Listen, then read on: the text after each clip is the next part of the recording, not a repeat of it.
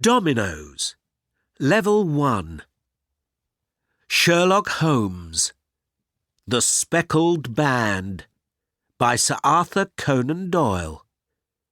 Adapted by Leslie Thompson. Read by Rupert Farley, Julie Maisie, Roger May and Paul Panting. Published and copyright Oxford University Press 2015. Chapter 1. Before Her Wedding.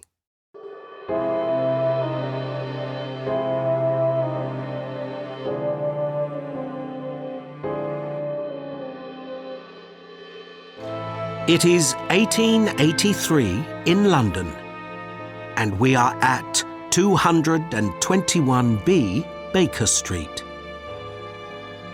Sherlock Holmes is at home with his good friend, Dr. Watson. Mrs. Hudson, the servant, comes into the room. Mr. Holmes, she says, there is a young woman at the door. She wants to see you. Of course, Holmes says. A woman of about 30 walks into the room. Her hair is beginning to go white, and her face is older than her years. Please sit down, Holmes says. Are you cold? Would you like a hot drink? I'm not cold, the woman answers. I'm tired, and I'm afraid. Oh, Mr. Holmes, can you help me? I can't give you any money now, but in 6 weeks I marry. After that, I can give you money for your work. It doesn't matter about that now. Holmes smiles. Now sit down and tell me your story. My name is Helen Stoner, and I live with my stepfather. His name is Dr. Grimsby Roylott. Ah, yes, the Roylotts of Stoke Moran, Holmes says. I know them. They are an old, important family. They aren't very important now, Helen says. They have the big old house at Stoke Moran, it's true, but it needs a lot of work. My stepfather lives on my mother's money. She is dead, and my poor sister is dead too. Your sister? Holmes asks. Yes, my sister Julia. Holmes thinks for a minute. Now I remember the story of that family. Grimsby Roylott goes to India, and he's an important doctor in Calcutta for many years. He marries a woman with 2 young children. One day, there is a robbery in his house. Roylott is angry with one of his servants. He hits him, and the man dies. Roylott is in prison in India for a long time. When he comes out, he cannot work, and he goes back to England with his family. His wife dies when her daughters are 2 years old. The little girls go to live with their stepfather at his family's old house. The family live happily for some years. Miss Stoner, why are you afraid? Holmes asks. My stepfather is a different man now, a very unhappy man. He is always angry, and everybody is afraid of him, not only me. His only friends are the gypsies. They sleep near the house. He sometimes goes away with them for many weeks. When he comes back, he doesn't speak for days. He brings animals from India and he puts them in the garden. A cheetah and a baboon are living there now. Nobody wants to visit us. It's terrible. So you are alone with your stepfather? Holmes says quietly. Yes, Julia is dead. Dead for 2 years. And only 2 weeks before her wedding. Helen says sadly. I want to talk to you about her, Mr. Holmes. I can't stop thinking about her death these days. I feel very alone in that big house. My days are long, and I can't sleep at night because I see her poor face. Holmes looks carefully at the young woman.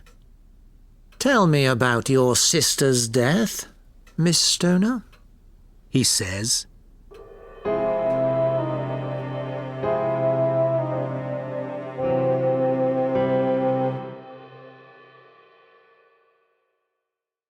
Chapter 2. The Old House.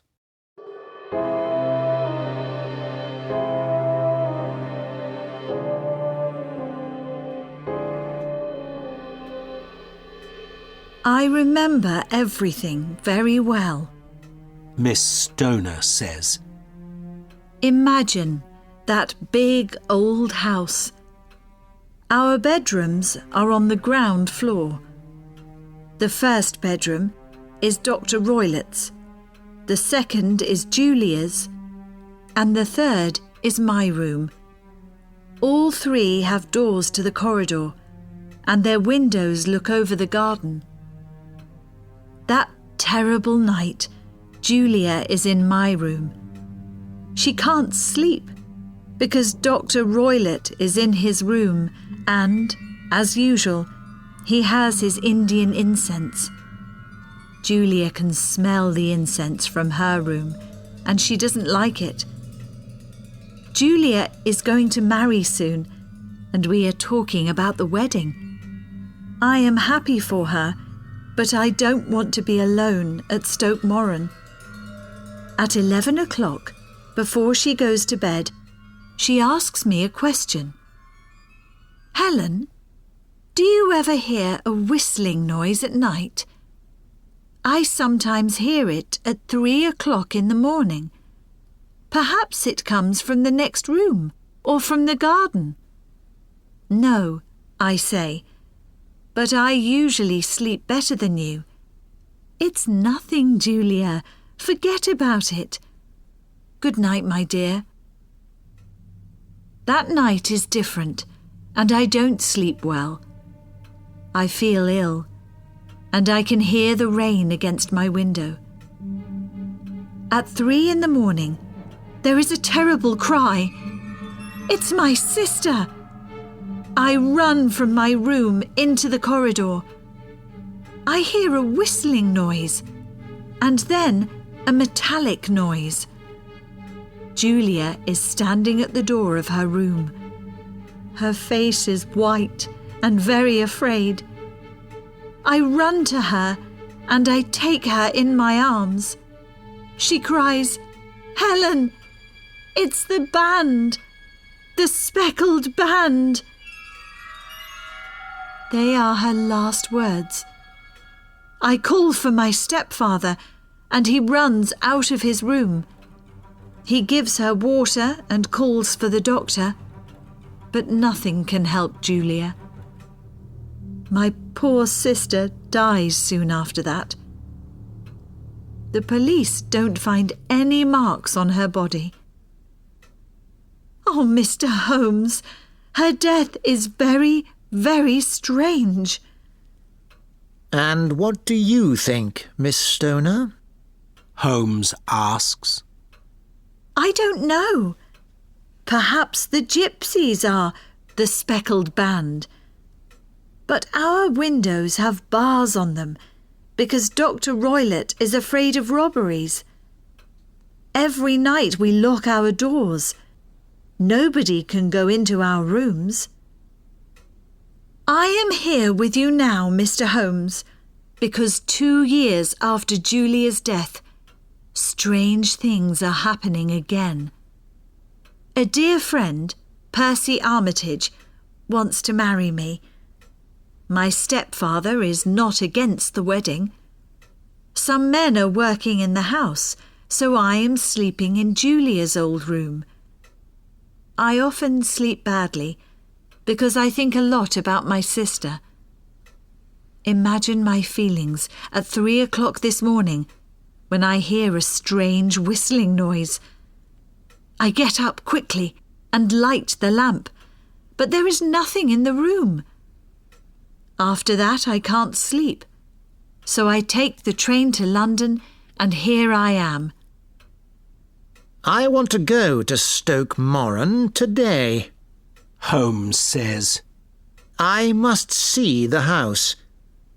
Is this a good time? Miss Stoner smiles.